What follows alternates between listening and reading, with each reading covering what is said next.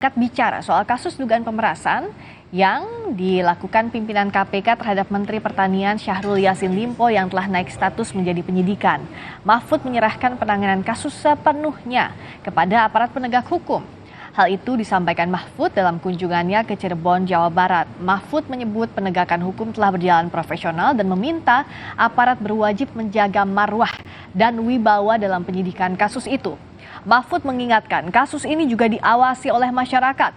Penegakan harus profesional dan menjaga marwah sekaligus wibawa penegak hukum Indonesia.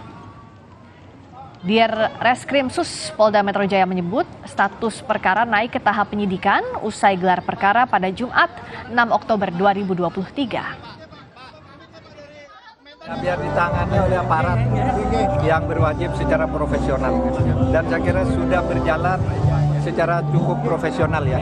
Jadi biar ditangani dan supaya diingat rakyat mengawasi, sehingga kita harus benar-benar menjaga posisi aparat, kewibawaan aparat dalam penegakan hukum. Itu aja.